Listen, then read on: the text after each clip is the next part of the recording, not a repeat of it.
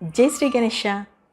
మనము నిన్న ఎపిసోడ్లో ఉద్దకుడు వచ్చాడు, జనమేజయుడిని కలిశాడని చెప్పాను కదా. జనమేజయుడిని కలిసిన తర్వాత ఉద్దకుడు ఏం చెప్తాడంటే, మీ తండ్రిని ఎవరు చంపారో మీకు తెలుసా అని అడుగుతాడు. దానికి జనమేజయుడు, నా తండ్రిని చంపారా? ఎవరు చంపారు? నేను అప్పటికి చాలా చిన్న పిల్లాన్ని కాబట్టి దయచేసి చెప్పండి అని అడుగుతాడు. అప్పుడు వెంటనే అక్కడ ఉన్నటువంటి ఉద్దకుడు చెప్తాడు, మీ తండ్రిని చంపింది నాగరాజు అయినటువంటి తక్షకుడు అని. ఆ మాటను నమ్మలేక అక్కడ ఉన్నటువంటి మంత్రుల వైపు చూస్తాడు జనమేజయుడు. వాళ్ళు కూడా అవును ప్రభు, తక్షకుడే కక్ష కట్టి చంపాడు అంటారు. ఇక అప్పుడు ఉద్దకుడుకు జనమేజయుడికి అసలు ఏం జరిగిందో చెప్తారు. పంచ పాండవులకి పంచ ప్రాణం అభిమన్యుడు.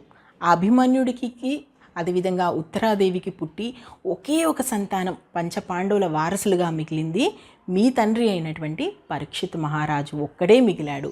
అలాంటి పరీక్షిత్ని తక్షకుడు చంపేశాడు. నిజానికి పరీక్షిత్ మహారాజు పాండవులను మించి రాజ్యపాలన చేశాడు. 1-2 సంవత్సరాలు కాదు, 60 సంవత్సరాలు అక్కడ ఉన్నటువంటి ప్రజల్ని కన్న బిడ్డలుగా చూసుకున్నాడు.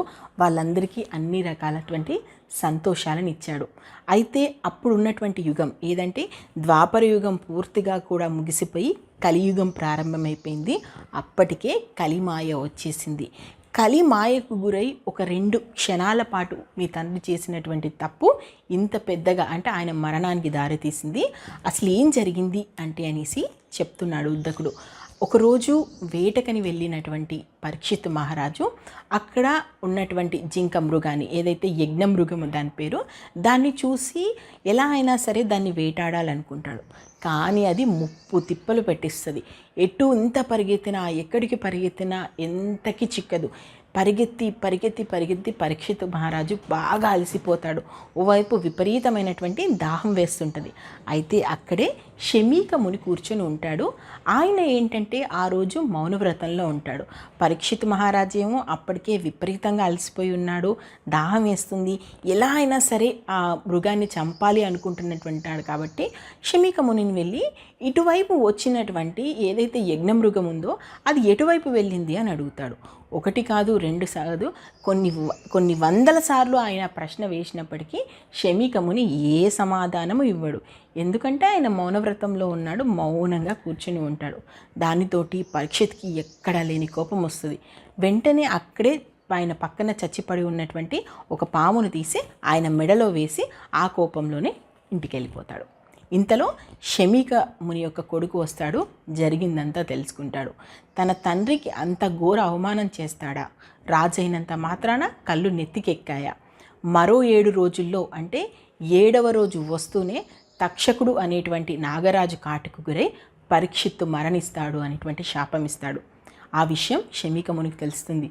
ఎంత పెద్ద తప్పు చేశావు, రాజు లేకుంటే రాజ్యం ఏమైపోతుంది, ప్రజలేమైపోతారు, తను చేసింది తప్పే కానీ దానికి మరణదండన, రాజు లేని ప్రజలు ఏమైపోతారు, ఎలాగో నువ్వు శాపమైతే ఇచ్చావో ముందు వెళ్ళి పరీక్షిత్కి నిజం చెప్పు, ఎలా అయినా సరే తనని తాను కాపాడుకోమను అని చెప్తాడు.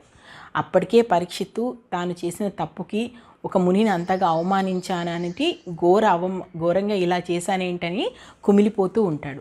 ఈలోపు ఈ శాప విషయం ఆయనకు తెలియడంతో ఒక్కసారిగా కృంగిపోతాడు. ఇక నేను చావడం తథ్యం, ఎలాగో చస్తున్నాను, ఏదైనా మోక్షకరమైనటువంటి పని చేద్దాం అనుకుంటాడు. అలా ఆయన అనుకుంటే వచ్చిందే భాగవతం. 7 రోజుల్లో ఆయన 7 రోజుల్లో చనిపోతాడు కాబట్టి 7 రోజులు ఆయన భాగవతమే వింటాడు. అందుకే ఇప్పటికీ కూడా భాగవతం 7 రోజులు వినాలి అనేటువంటి నియమం వచ్చింది కూడా అక్కడి నుంచి. ఇక పరీక్షిత్ అయితే డిసైడ్ అయిపోయాడు, నేను ఎలాగో చచ్చిపోతానని. కానీ అక్కడ ఉన్నటువంటి మంత్రులు వాళ్ళందరూ ఊరుకోరు కదా, ఎలా అయినా సరే రాజుని కాపాడుకోవాలి అంటారు. దానికోసం ఒక వంటి స్తంభం మేడను ఏర్పాటు చేస్తారు.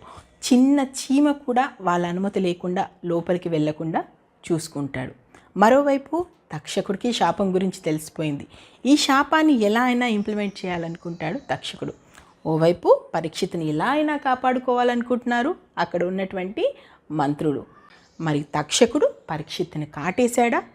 అసలు ఏం జరిగింది నెక్స్ట్ ఎపిసోడ్లో చూద్దాం. జై హింద్.